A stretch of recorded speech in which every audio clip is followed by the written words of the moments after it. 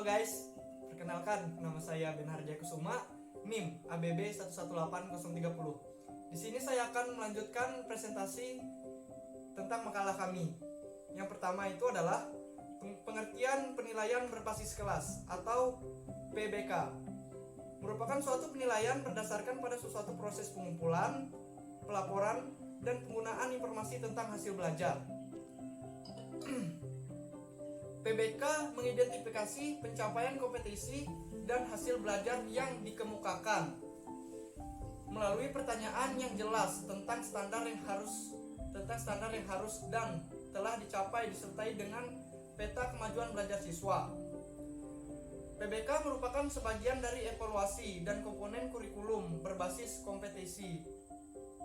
Penilaian ini dilakukan secara terpadu dengan kegiatan pembelajaran. Oleh karena itu, penilaian tersebut dinamakan penilaian berbasis kompetensi atau PBK. Selanjutnya, hasil PBK itu bermanfaat untuk yang pertama, umpan balik bagi siswa dalam mengetahui kemampuan dan kekurangan sehingga menimbulkan motivasi untuk memperbaiki hasil belajarnya.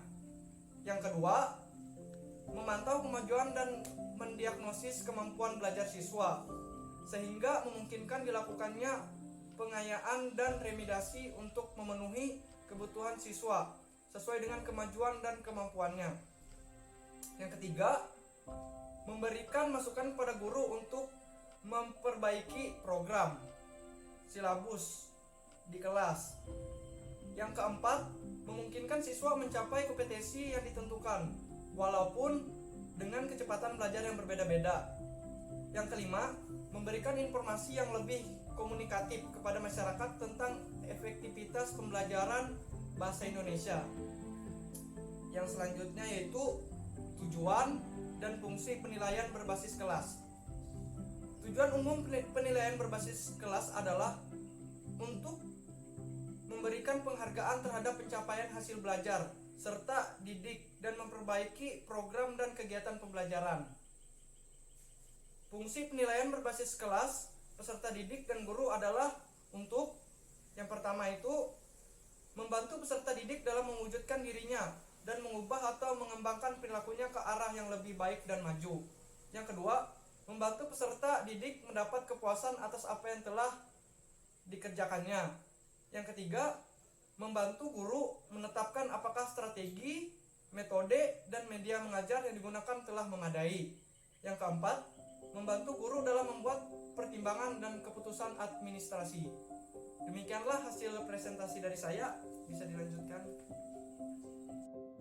Ya, baik, perkenalkan nama saya Agus Denny, NIM ABB 118056. Nah, di sini saya akan melanjutkan materi dari saudara Benharja Kusuma. Langsung saja saya akan melanjutkannya.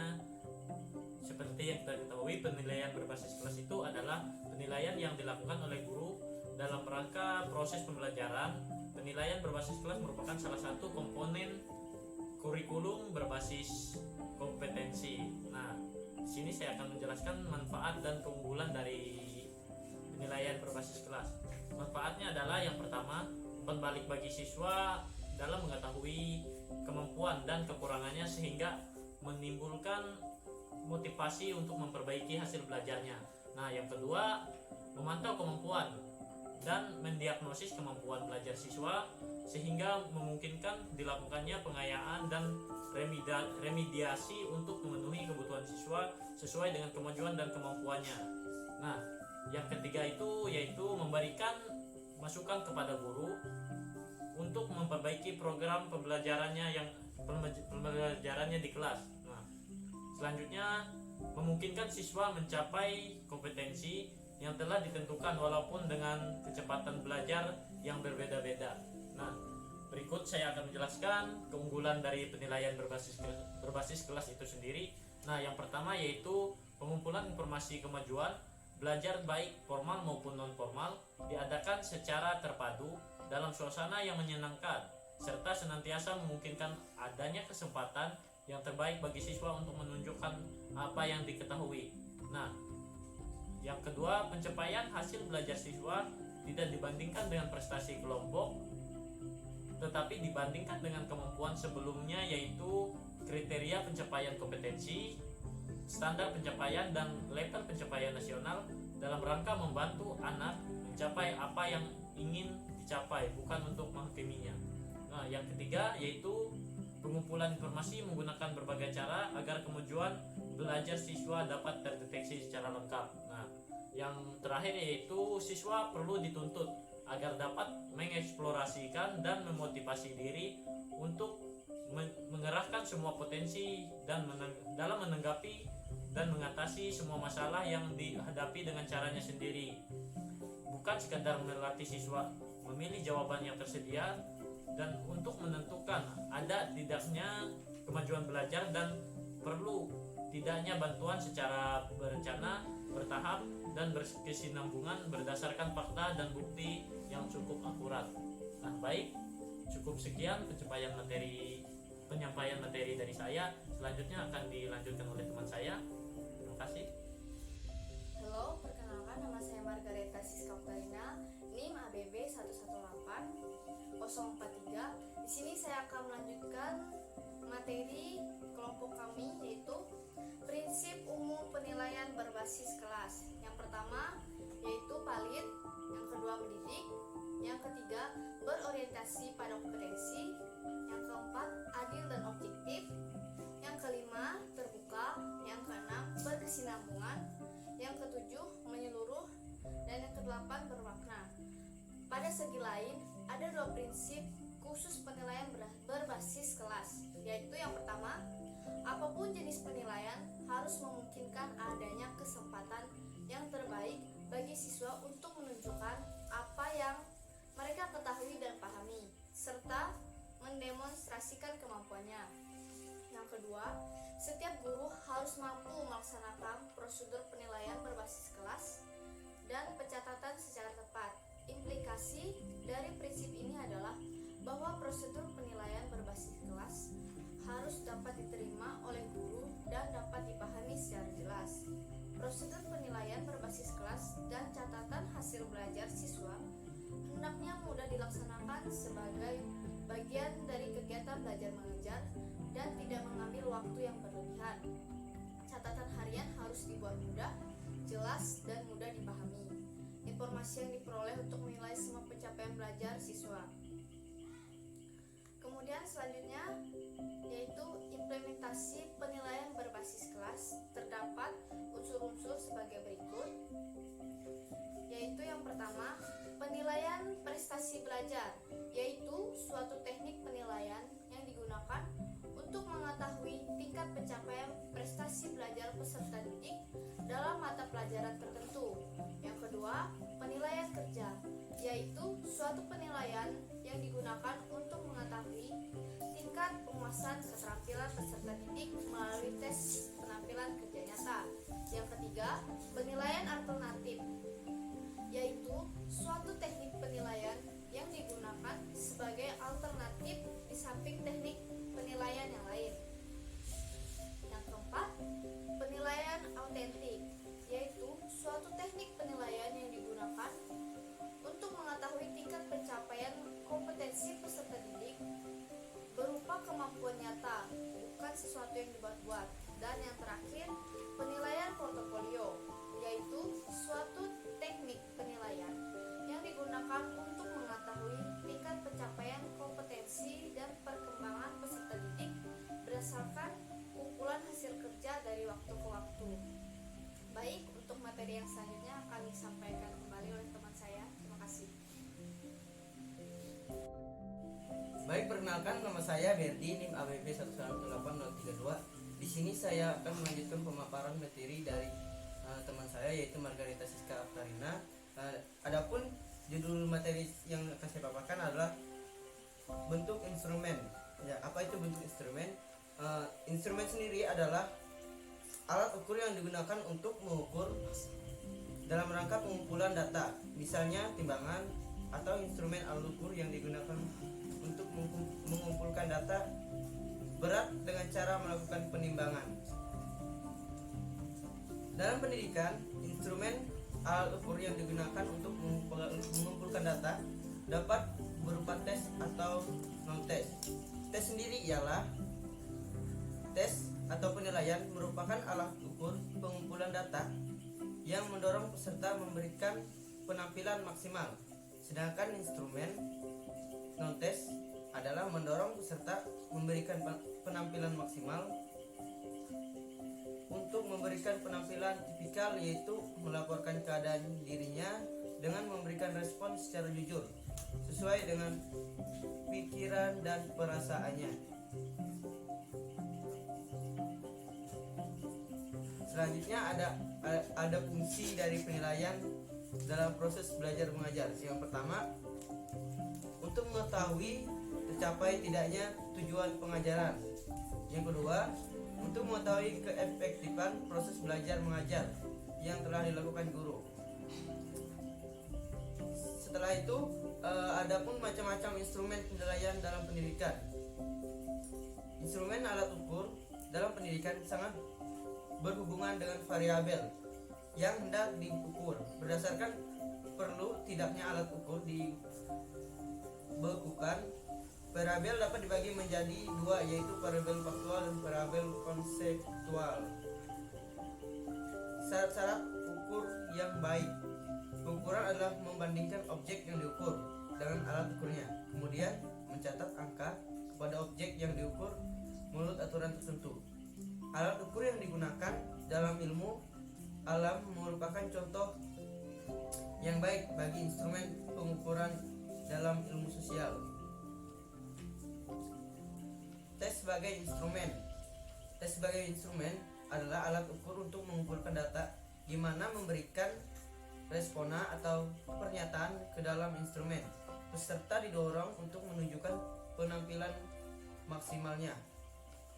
Peserta tes diminta untuk mengeluarkan segenap kemampuan yang dimilikinya dalam memberikan respona atau pernyataan dalam tes. Penampilan maksimum yang ditunjukkan memberikan kesimpulan mengenai kemampuan atau penguasaan yang dia miliki. Adapun macam-macam bentuk tes. Yang pertama, yaitu dari berbagai jenis tes secara garis besar dapat dikelompokkan menjadi dua tes, yaitu tes penguasaan dan tes kemampuan. Tes penguasaan adalah diuji setelah peserta memperoleh sejumlah materi. Pada tes penguasaan, peserta didorong untuk memberikan penampilan maksimal dari penampilannya. Dapat diketahui penguasaan siswa terhadap materi. Sedangkan tes kemampuan adalah tes diujikan untuk mengetahui kepemilikan kemampuan peserta tes.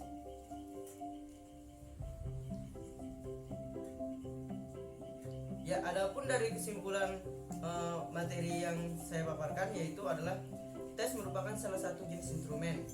Di samping non-tes, tes sebagai instrumen yang berhubung dengan fungsi untuk mengukur penampilan maksimal. Dalam kegiatan pengukurannya, tes dapat dibagi menjadi dua, yaitu tes mengukur penguasaan dan tes yang mengukur kemampuan. Tes penguasaan mengukur apa yang telah dikuasai oleh siswa dari materi yang telah dipelajari. Dengan kata lain, penguasaan mengukur apa yang diperoleh, sedangkan tes kemampuan mengukur apa yang dimiliki.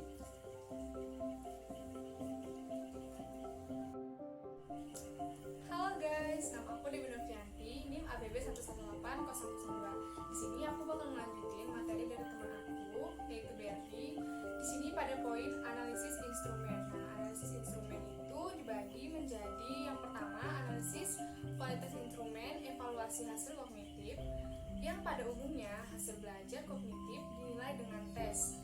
Tes dalam bentuk butir-butir soal sebelum digunakan hendaknya dianalisis terlebih dahulu agar memenuhi syarat sebagai alat evaluasi yang memiliki kualitas tinggi. Nah, cara menganalisis butir-butir tersebut dapat ditempuh melalui dua cara, yaitu yang pertama, analisis tes secara teoritik atau analisis kualitatif. Analisis secara teoritis atau analisis kualitatif dapat dilakukan sebelum maupun setelah dilaksanakan uji coba. Cara analisisnya adalah dengan cara mencermati butir-butir soal yang telah disusun, dilihat dari kesesuaian dalam kompetensi, dasar dan indikator yang diukur serta pemenuhan persyaratan baik dari konstruksi dan bahasa. Butir-butir soal yang akan dianalisis dapat berupa butir soal bentuk uraian, butir soal bentuk melengkapi, dan butir soal bentuk pilihan ganda.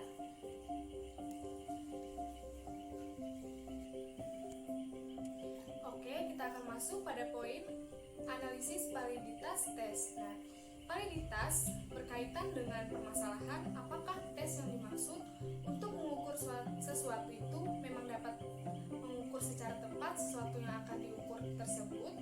Secara singkat, dapat dikatakan bahwa validitas tes mempersoalkan apakah tes itu dapat mengukur. Secara singkat, dapat dikatakan bahwa validitas tes Oke, selanjutnya kita akan masuk pada poin validitas, yaitu berkaitan dengan permasalahan apakah tes yang dimaksud untuk mengukur sesuatu itu memang dapat mengukur secara tepat sesuatu yang akan diukur. Secara singkat, dapat dikatakan bahwa validitas tes mempersoalkan apakah tes itu dapat mengukur apa yang akan diukur. Misalnya, jika tes itu dimaksudkan untuk mengukur tingkat kognitif atau ingatan tentang macam-macam kepribadian, memang secara tepat dapat untuk mengukur kemampuan itu, bukan pengetahuan yang lain. Misalnya, penjelasan tentang pengertian teman.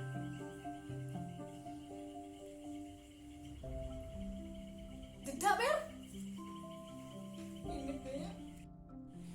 Oke, setelah validitas, kita akan membahas tentang validitas isi. Nah, validitas isi ini adalah validitas yang mempertanyakan bagaimana kesesuaian antara butir-butir soal dalam tes dengan deskripsi bahan yang diajarkan. Jadi, sebuah soal dikatakan memiliki validitas isi apabila mengukur tujuan khusus tertentu yang sejajar dengan materi atau isi pelajaran yang diberikan. Oleh karena materi yang diajarkan tertera dalam kurikulum, maka validitas isi ini sering juga disebut validitas kurikuler. Yang kedua, yaitu validitas konstruk, mempertanyakan apa butir-butir soal dalam tes itu sesuai dengan tingkatan kompetensi atau ranah yang ada yang sesuai dengan tuntutan dalam kurikulum. Analisis validitas konstruk, suatu tes dapat dilakukan dengan cara melakukan pencocokan antara kemampuan berpikir yang tercantum dalam setiap rumusan indikator yang akan diukur. Dengan demikian, kegiatan analisis validitas konstruk ini dilakukan secara rasional dengan berpikir kritis atau menggunakan logika. Nah, selanjutnya yaitu validitas ramalan. Meramal artinya memprediksi mengenai suatu hal yang akan terjadi pada masa yang akan datang, yang saat ini belum terjadi. Sebuah tes dikatakan memiliki validitas ramalan atau prediksi apabila memiliki kemampuan untuk meramalkan apa yang akan terjadi di masa yang akan datang.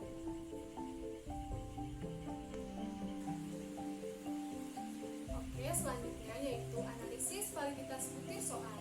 Yang dimaksud dengan validitas butir soal adalah ketepatan mengukur yang dimiliki oleh sebutir soal yang merupakan bagian tak terpisahkan dari tes sebagai suatu totalitas dalam mengukur apa yang seharusnya diukur lewat butir soal tersebut. Cara untuk menganalisis adalah dengan mengkorelasikan antara skor tiap-tiap soal yang dicapai oleh masing-masing testi dengan skor total. Sebutir soal dapat dikatakan telah memiliki validitas yang tinggi atau dapat dinyatakan valid jika skor-skor pada butir soal yang bersangkutan memiliki kesesuaian atau kesejajaran arah dengan skor total, atau dengan bahasa statistik adalah korelasi positif yang signifikan antara skor butir soal dengan skor totalnya. Nah, selanjutnya yaitu analisis reliabilitas tes. Salah satu syarat tes sebagai salah satu instrumen evaluasi adalah memiliki reliabilitas yang tinggi. Tes yang memiliki reliabilitas tes atau keajekan, ketetapan berhubungan dengan masalah kepercayaan. Suatu tes akan menghasilkan kepercayaan yang tinggi apabila tes tersebut dapat memberikan hasil yang tetap. Jika hasilnya berubah-ubah, perubahan yang terjadi dapat dikatakan tidak berarti. Nah, ada beberapa faktor yang mempengaruhi tinggi rendahnya validitas prediktif dalam satu sistem seleksi.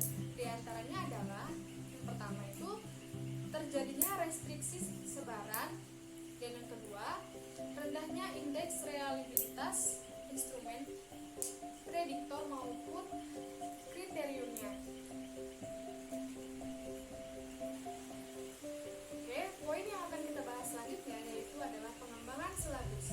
Silabus adalah rencana pembelajaran pada suatu dan atau kelompok mata pelajaran, tema tertentu yang mencakup standar kompetensi, kompetensi dasar, materi pokok atau pembelajaran, kegiatan pembelajaran, indikator, penilaian, alokasi waktu, dan sumber atau bahan atau alat belajar.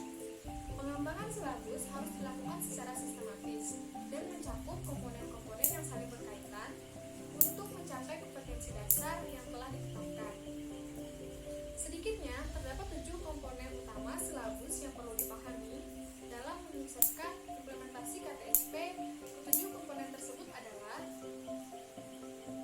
yang pertama yaitu standar kompetensi dan kompetensi dasar atau SKKD. Standar kompetensi dan kompetensi dasar bisa dilihat dalam dokumen standar isi sesuai dengan mata pelajaran masing-masing. SKKD berfungsi untuk mengarahkan guru dan fasilitator pembelajaran mengenai target yang harus dicapai dalam pembelajaran. Misalnya, mampu menyesuaikan diri dengan lingkungan, mampu membaca puisi, mampu menyanyikan lagu wajib, dan lain-lain. Yang kedua, yaitu materi standar.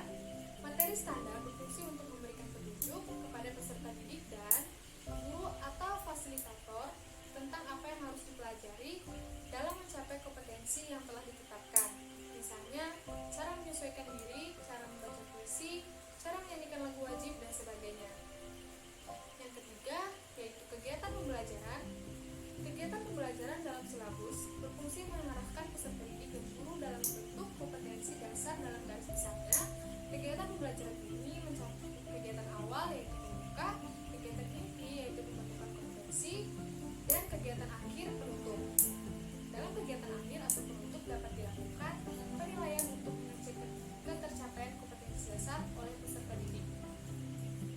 Yang keempat itu adalah indikator. Indikator dalam pengembangan silabus berfungsi sebagai petunjuk tentang perubahan perilaku yang akan dicapai oleh peserta didik sehubung dengan kegiatan belajar yang dilakukan sesuai dengan kompetensi dasar dan materi standar yang dikaji. Selanjutnya yaitu adalah penilaian. Penilaian dalam silabus berfungsi sebagai alat dan strategi untuk mengukur keberhasilan belajar peserta didik. Penilaian dapat dilakukan secara terpadu dengan pembelajaran. Pelaksanaan dapat dilakukan melalui pendekatan proses dan hasil belajar. Kedua pendekatan evaluasi tersebut perlu digunakan untuk melihat dan memantau penguasaan setiap peserta didik terhadap kompetensi tertentu yang diharapkan dicapai oleh peserta didik. Selanjutnya yaitu ada alokasi waktu. Alokasi waktu dalam silabus adalah pengaturan waktu untuk kegiatan pembelajaran sesuai dengan kalender pendidikan. Dan selanjutnya yaitu adalah sumber belajar. Sumber belajar dalam silabus berfungsi untuk mengarahkan peserta didik dan guru mengenai sumber-sumber belajar yang relevan untuk dikaji dan digunakan untuk membentuk kompetensi peserta didik. Prinsip-prinsip pengembangan silabus. Silabus merupakan salah satu produk pengembangan kurikulum dan pembelajaran yang berisikan garis-garis besar materi pembelajaran. Beberapa prinsip yang mendasari pengembangan silabus antara lain: yang pertama, ilmiah. Keseluruhan materi dan kegiatan yang menjadi muatan dalam silabus harus benar-benar dan dapat dipertanggungjawabkan secara keilmuan. Yang kedua adalah relevan. Yang dimaksud dengan relevan yaitu cakupan, kedalaman, tingkat kesuksesan atau kesukaran, dan urutan penyajian materi dalam silabus sesuai atau ada keterkaitan dengan tingkat perkembangan fisik, intelektual, sosial, emosional, dan spiritual peserta didik. Selanjutnya yaitu ada sistematis. Komponen-komponen silabus saling berhubungan secara fungsional dalam mencapai kompetensi. Selanjutnya ada konsisten. Yang dimaksudkan dengan konsisten di sini adalah adanya hubungan yang konsisten antara kompetensi dasar, indikator materi pokok, pengalaman belajar, sumber belajar, dan sistem penilaian. Nah, kemudian memadai. Maksud dari memadai yaitu cakupan indikator, materi pokok, pengalaman belajar, sumber belajar, dan sistem penilaian cukup untuk menunjang pencapaian kompetensi dasar. Kemudian selanjutnya ada aktual dan kontekstual. Nah, maksudnya adalah cakupan indikator, materi pokok, pengalaman belajar, sumber sistem penilaian memperhatikan perkembangan ilmu, teknologi, dan seni mutakhir dalam kehidupan nyata dan peristiwa yang terjadi. Nah, selanjutnya ada fleksibel. Fleksibel yang dimaksud di sini adalah keseluruhan komponen silabus dapat mengakomodasi keragaman peserta didik, pendidik, serta dinamika perubahan yang terjadi di sekolah dan tuntutan masyarakat. Nah, yang terakhir adalah menyeluruh. Menyeluruh dimaksudkan di sini yaitu komponen silabus mencakup keseluruhan ranah kompetensi yaitu kognitif, afektif, dan juga psikomotor. Nah, selanjutnya kita masuk dalam poin sistem penilaian. Sistem yang pertama itu adalah sistem penilaian berkelanjutan, yang dimana tindak lanjut hasil pengujiannya yang pertama ada remedial bagi siswa yang belum mencapai batas ketuntasan maksimal atau minimal. Yang kedua itu adalah pengayaan siswa yang telah mencapai kelulusan minimal, penguatan dengan memberi tugas membaca, tutor sebaya, diskusi, mengerjakan soal, namun tidak mempengaruhi nilai, hanya diungkapkan dalam keterangan profil hasil belajar. Nah, yang ketiga itu adalah percepatan, yakni bagi siswa yang telah mencapai ketentuan maksimum. Nah, yang kedua itu adalah sistem pengujian akhir, di mana di dalam sistem pengujian akhir itu yaitu batas lulus biasanya 75% menguasai materi ujian.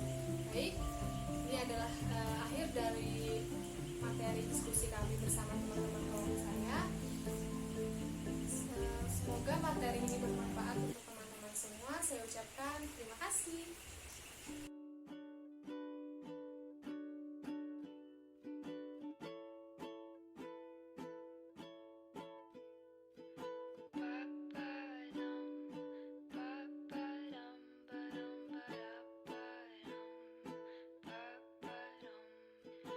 Woke up in your new apartment in your twin-sized bed.